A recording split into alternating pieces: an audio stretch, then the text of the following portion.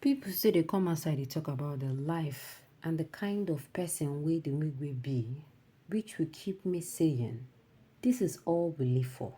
We live for the impact. At the end of the day, the struggles are not going to come outside. Nobody will come outside and say you struggled. Nobody will come outside and say you did not struggle.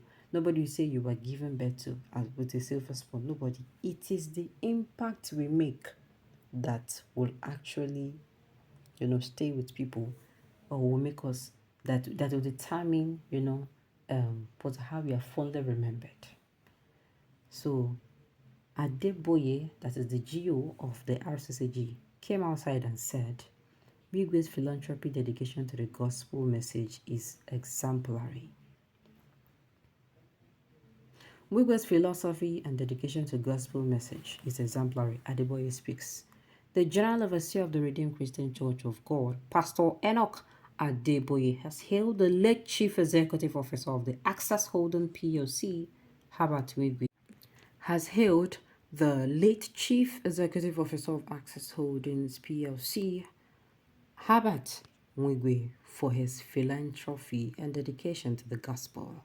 Adeboye said this on Thursday at the combined service of songs for WIGWE, his wife, Doreen, and their son, Chizzy, which held at the RCCG Reservation Parish, Lekki, Lagos. The trio died in an helicopter crash in the United States of America early February alongside the former chairman of the Nigerian Exchange Group, Abimbola Ogunbanjo. Reading an excerpt from Adeboye's condolence message at the service was the pastor in charge of Region 11 of the RCCG and head of the Blessed Family, Pastor Charles Pandey, who gave the word of exhortation.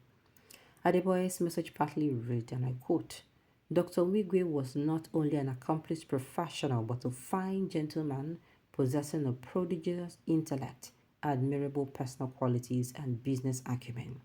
His dedication to philanthropy, nation building, advocacy for children's literacy, and love for the arts made him a remarkable individual. More importantly, his commitment to the Christian faith and active involvement in spreading the gospel were exemplary.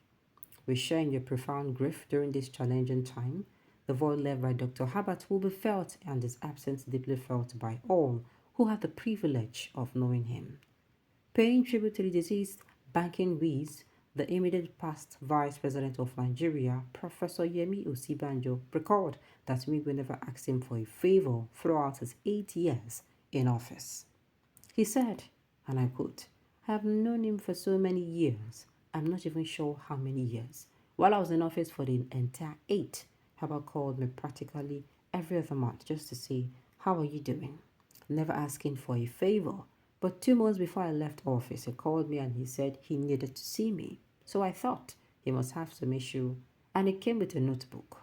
I was very surprised because Herbert never comes with a notebook, and he said that he wanted to know what my plans were after I left office.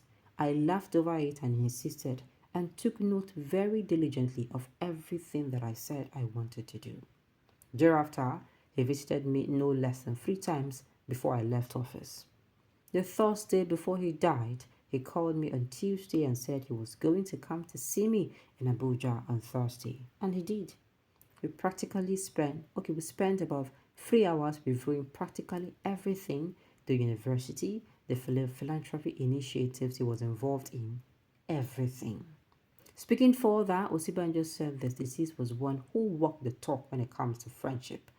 I don't think any event in recent times for me in particular has made it clear how important friendships and relationships are.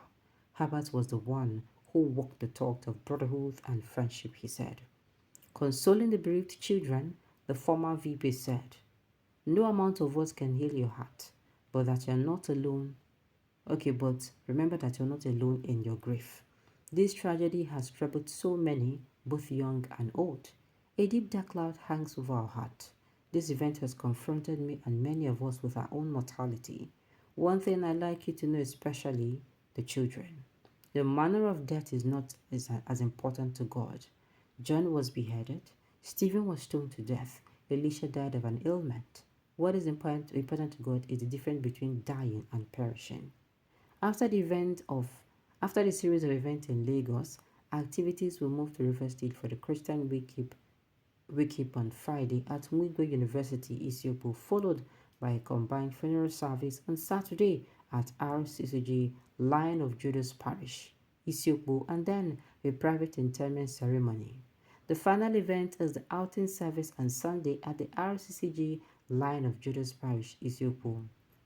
Some dignitaries at the service of song include billionaire businessman Aliko Dangote, Governor Godwin of Edo State, Governor Godwin of Basaki of Edo State, Chairman of the Economic and Financial Crimes Commission Ola Olukoyede, Senior Pastor of this present house Tony Rapo, Lead Pastor of the Trinity House Church, Lagos Itua Igodalo, Senior Pastor of the House on the Rock Church Paul Adefarasin and his wife, Pastor Ifeanyi Adefarasi, and the former Access Bank Chairman Dr. Dere Awoshika, among others. Like I said, we do not live when somebody dies. Nobody will come and talk, this person is poor to stupor, or nobody will come and say, this person is rich to stupor. No, it is the impact.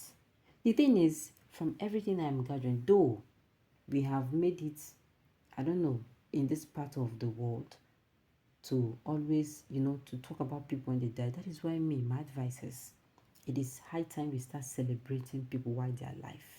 Somebody has done so much for you, you want to appreciate the person. You don't need to gather a crowd or call. You can live your life in a way that is going to show that you're actually appreciating those around you. I cannot overemphasize this. It is high time we start living, honoring the dead. We should honor the living. If you feel, like I said, you feel something in your heart, you feel somebody made your day, reach out. Tell the person, you made my day. You pass by somebody who is beautiful, open your mouth and say you're beautiful. You pass by somebody who is looking really, really dapper, a young man, open your mouth. You see somebody who did something for you and you are touched by it. You reach out to the person and you say thank you. Do you understand? We should start honoring the living more. We don't need to wait until somebody passes away before we come outside and start writing an epistle. Let us learn to celebrate the living, because to me, they are going to go home knowing that they're feeling love, because whether I like it or not, there are people who, until they died, they don't know whether they were loved or not. I'm telling you. So the thing is, let us do what? Let us, what's it called? Let us take to mind that this is it. We continue to send our condolences to the families of those who lost their life, the Herbert, the Guba and Jones, what's it called, the pilots. We continue to send our condolences to them and pray that God continue to grant them, the hearts to bear this loss. All right, on this note, you have come to the end of the news. We say thank you for tuning in to listen. Until I come your way next time, enjoy the rest of your day.